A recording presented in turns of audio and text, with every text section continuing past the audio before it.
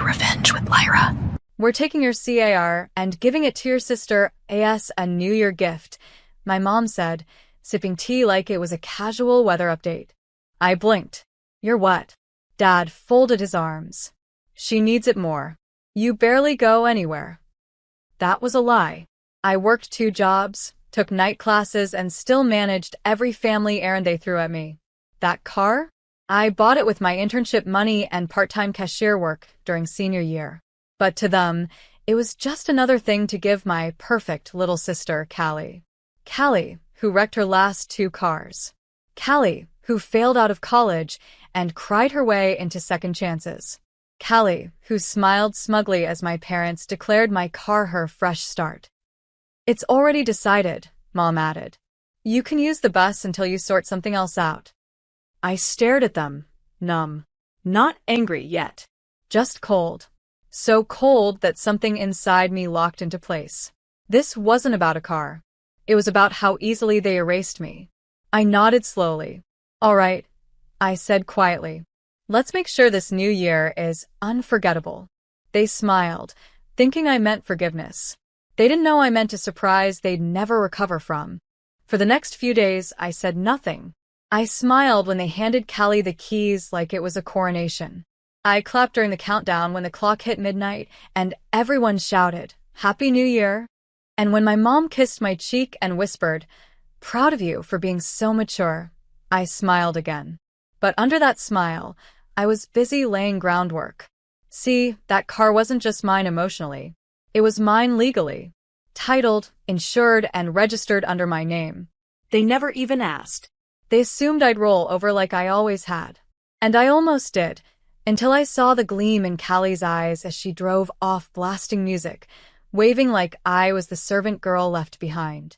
That night, I went into my room, locked the door, and pulled out the manila folder I kept stashed beneath my desk drawer. It had all the original paperwork, every payment receipt, and a clean title with my name in bold ink. The next day, I paid a quiet visit to the DMV and asked one simple question. What happens when someone illegally takes a vehicle registered in your name? The woman behind the counter raised an eyebrow. Sweetheart, she said, they don't drive it for long. On January 2nd, I filed the official report. I didn't go in raging. I didn't accuse my parents of being villains. I simply stated that my car had been taken without my permission by a relative, that it was not a loan or a gift, and that I had proof of ownership, which I handed over, neatly organized.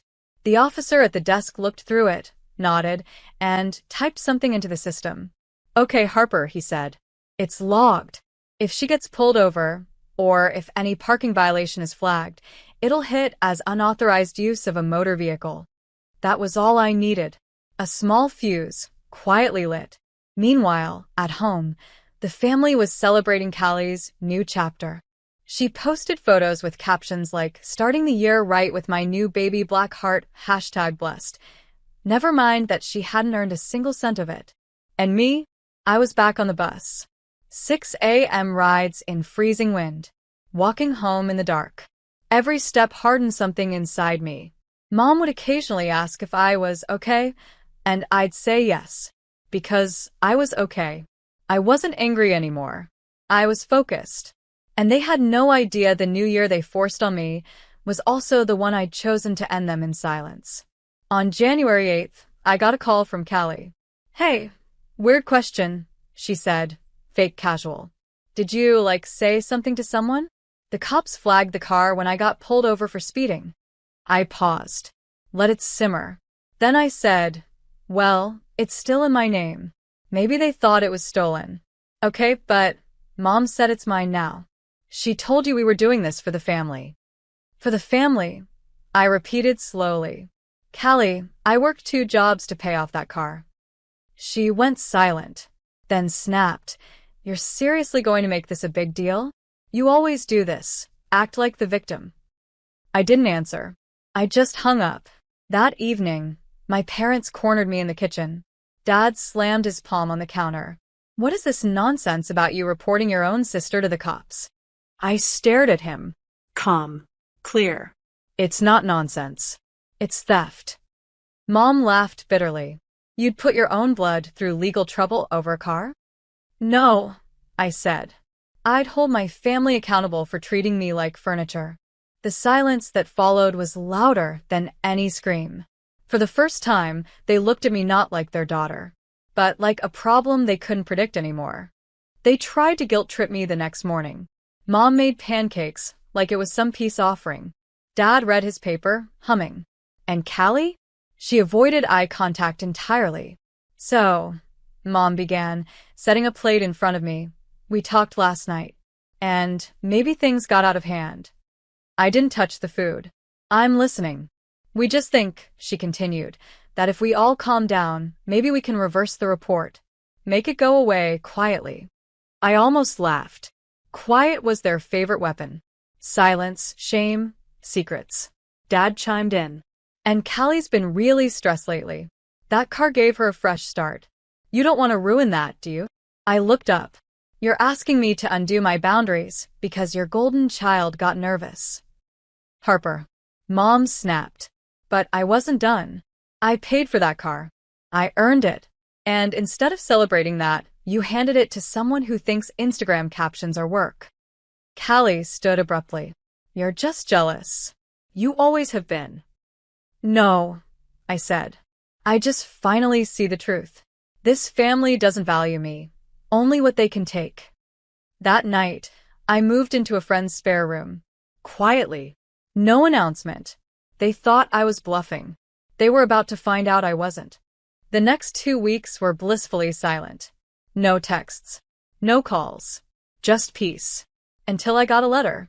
Not from my family, from the insurance company. Apparently, someone had tried to file a transfer of ownership on the car without my signature. I called immediately. Ma'am, the rep said, your name is still the legal owner. Any attempt to forge your release is a crime. I hung up, my stomach twisting. This wasn't just petty anymore. It was criminal. I compiled everything. My original purchase receipts. The registration. Screenshots of Callie's posts posing in my car. Even the voicemail where Dad said, just let her have it. She deserves something nice. It wasn't just documentation. It was proof that love in my family came with conditions and consequences. Then I did the one thing they never saw coming. I walked into a lawyer's office. Not for drama. For clarity. We filed a cease and desist, sent directly to my parents and Callie, warning them that if the vehicle wasn't returned within 10 days, I'd press charges. The next day, my phone blew up. First Mom, then Callie, then Dad, all suddenly remembering how much they loved me. But it was too late. The court clock had already started ticking. They showed up at my friend's doorstep like nothing had happened. My dad with his fake laugh. Mom clutching some grocery bag like it was a peace treaty. Callie stood in the back, arms folded like she was the victim. We just want to talk, Mom said sweetly. I didn't invite them in. You tried to forge a document, I said flatly. That's not a misunderstanding. That's a felony. Dad raised his hands. It was a mistake. We didn't mean. No. I cut him off. You meant exactly what you did. You just didn't think I'd push back. Callie finally snapped. It was just a car. You're really going to tear this family apart over a vehicle? That made me laugh. A bitter, tired laugh. I worked 3 jobs while you posted rise and grind selfies from a sunroof I paid for. You want to talk about tearing the family apart? Maybe start with that. Silence. No one had ever spoken like that to them before. Especially not me. Then, I handed them the envelope. The final legal notice. 10 days. Or court. They left without another word. But that night, I saw Callie's tearful apology video go live on Instagram, a desperate attempt to spin the narrative. She should have known. This time, I had receipts. December 31st. The day my car was supposed to be gifted to my sister. Instead, a sheriff's deputy knocked on their door, not mine. The vehicle was officially repossessed under emergency order due to fraudulent activity. Callie cried on the driveway. My parents begged the officer to reconsider. But I wasn't even there. I was sipping coffee on my porch with my lawyer's assistant, who had become something like a friend through all this. I used to think family drama was for TV, she said, shaking her head as she scrolled through Callie's meltdown livestream. I smiled. Welcome to Season 1. That same day, the lawyer filed a small claims case against my father for damages related to emotional distress and attempted fraud.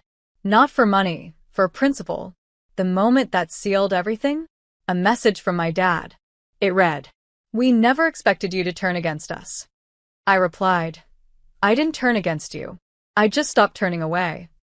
They say blood is thicker than water, but respect is thicker than both. My car is mine again. My peace, even more so. I didn't burn bridges. I let them collapse under the weight of their own choices. And when the ashes cleared, all that remained was a girl who finally chose herself.